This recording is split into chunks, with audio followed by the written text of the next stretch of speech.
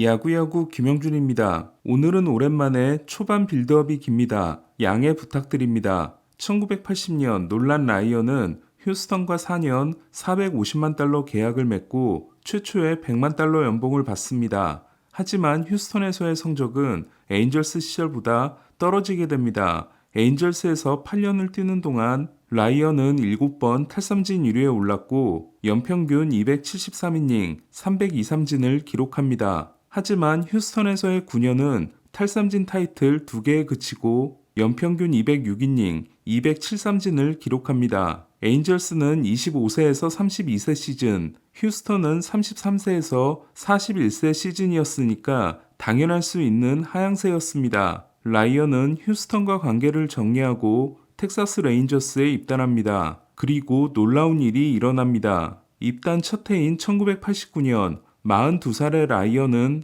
6번째 300K를 달성합니다. 1977년 30세 시즌 이후 12년 만이었습니다. 1990년 라이언은 통산 6번째이자 9년 만에 노히터에 성공합니다. 그리고 11번째 탈삼진 1위를 합니다. 1991년 7번째이자 마지막 노히터를 했을 때 라이언은 만 44세 90일이었고 이는 최고령 노히터로 남아있습니다. 라이언은 자신의 부활 비결로 자신과 동갑인 텍사스의 투수코치 톰 하우스를 지목합니다. 라이언은 하우스가 텍사스에서 해임되고 나서도 은퇴할 때까지 동행했고 1999년 명예전당 입회식에서 하우스 덕분이었다는 말을 합니다. 이후 랜디 존슨의 재구 문제를 해결해주고 콜 해멀스를 고등학교 때 입은 심각한 부상에서 살려낸 하우스는 일본 구단들의 초빙을 받는 등 최고의 투수코치로 명성을 떨칩니다. 하지만 그의 역작으로 여겨진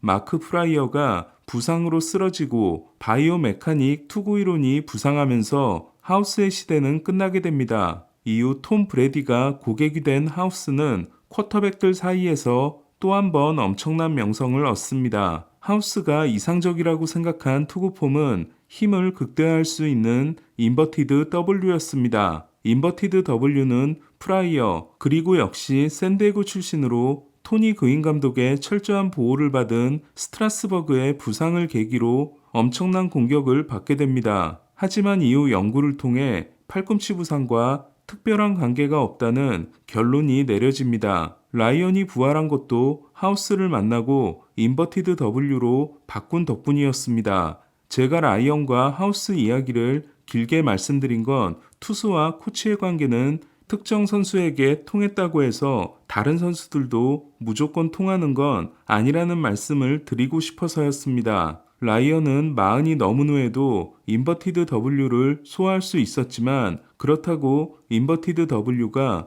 모두에게 통하는 건 아닙니다. 야구의 모든 것에서 가장 앞서 있는 메이저리그는 아시아리그에서 성공한 선수들에 대해서는 예외를 인정해왔습니다. 보스턴은 마치 작가의 훈련법과 루틴에 일체 관여하지 않기로 합니다. 마치 작가는 첫 해 200이닝을 던졌고 2년 차에는 운이 많이 따르긴 했지만 사이영 4위를 합니다. ALCS 7차전 선발승과 월드시리즈 3차전 승리도 있었습니다. 마치 작가는 겨울 개인 훈련 도중 허벅지 안쪽에 부상을 입습니다. 마치 작가는 완벽하게 회복되지 않은 상황에서 구단에게는 부상 사실을 숨기고 WBC에 출전합니다. 그리고 돌아와서는 부상이 악화됩니다. 이 사실을 알고 분노한 보스턴이 마치 작가의 자율권을 빼앗으면서 마치 작가는 급격하게 무너집니다. 류현진이 입단했을 때 다저스 구단 내에서 논란이 된 건 등판일 사이 불펜 피칭을 하지 않는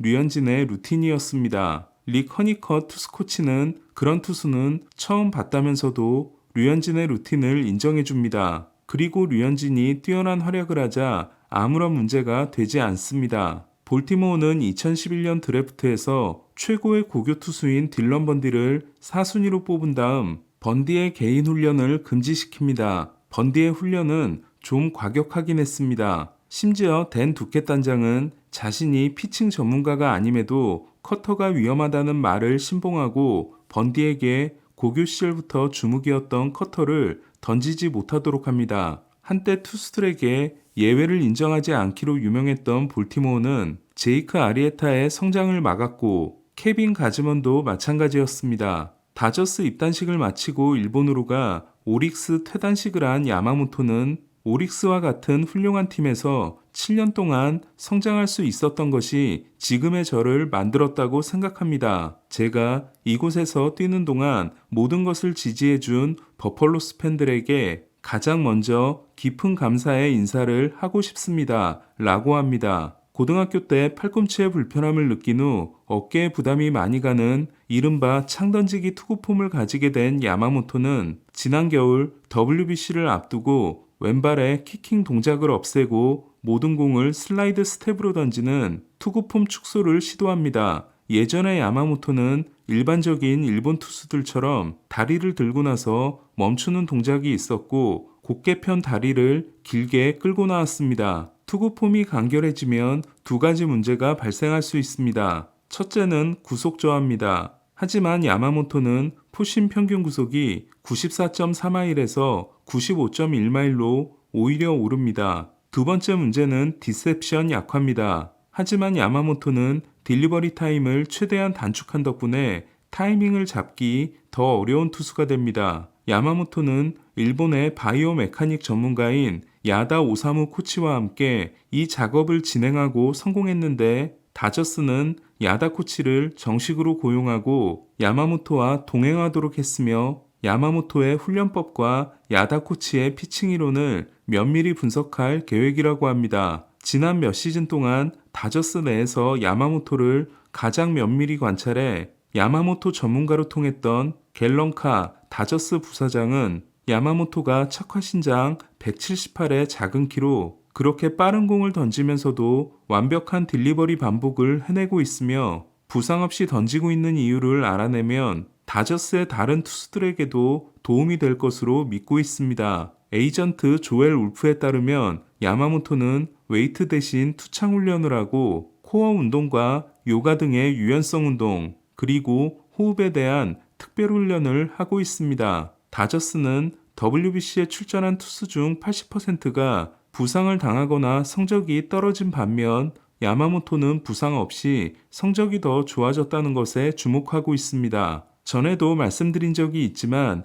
빌리빈 단장이 세상에는 두 종류의 투수가 있다. 토미존을 받은 투수와 앞으로 토미존을 받을 투수라고 말했을 만큼 토미존 수술은 급격히 늘고 있습니다. 토미존 투수의 비율은 2016년 27.4%였지만 올해는 35.3%로 7년 사이 8%포인트 가까이 증가했습니다. 이런 추세라면 토미존은 정말로 투수들의 필수 코스가 될 전망입니다. 당장 다저스만 해도 토미존 또는 그에 준하는 수술을 받은 게 오타니, 워커뷸러, 더스틴 메이가 2번씩, 글래스나우와 곤솔린이 1번씩으로 이제 막 데뷔한 바비 밀러와 에미 슈엔을 제외하면 토미존을 받지 않은 선발이 야마모토가 유일할 정도입니다. 빌리비는 저와 했던 서면 인터뷰에서 야구의 미래는 머니볼이 아닌 메디컬볼이며 부상 관리를 얼마나 잘하느냐에 달려있다고 한 바 있습니다.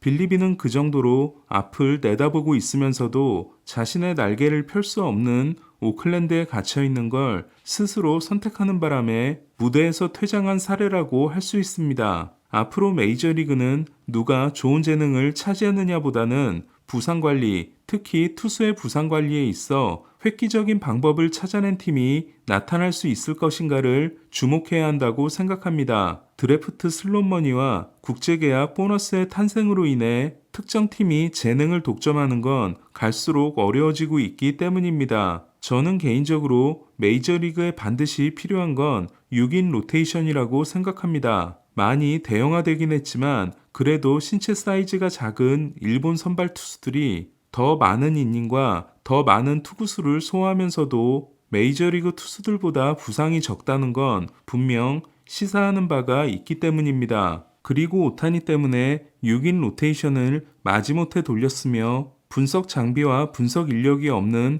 에인절스가 아니라 오타니와 야마모토를 동시에 영입하고 더 체계적으로 접근할 수 있게 된 다저스는 뭔가 방법을 찾아내지 않을까라는 기대를 하고 있습니다. 바우어는 다저스에서 방출된 후 요코하마와 1년 400만 달러 계약을 맺고 일본 야구에 진출한 바 있습니다. 바우어는 중간에 부상을 당하기도 하며 19경기에서 130.2이닝을 던지고 10승 4패 2.76, 승리 기여도 3.3을 기록했으며 요코하마가 광탈함으로써 포스트 시즌 등판이 무산됩니다. 아쉽다면 아쉬울 수 있는 성적이지만 요코하마는 바우어와 재계약을 바라고 있습니다. 피칭에 대한 바우어의 노하우, 그리고 바우어의 훈련법이 요코하마 투수들에게 큰 도움이 되고 있다고 판단하기 때문입니다. 그렇게 일본은 미국을 배우고 미국 역시 일본을 배우기 시작한 게 WBC 이후 일어난 변화가 아닌가 합니다. 투수 육성에 있어서는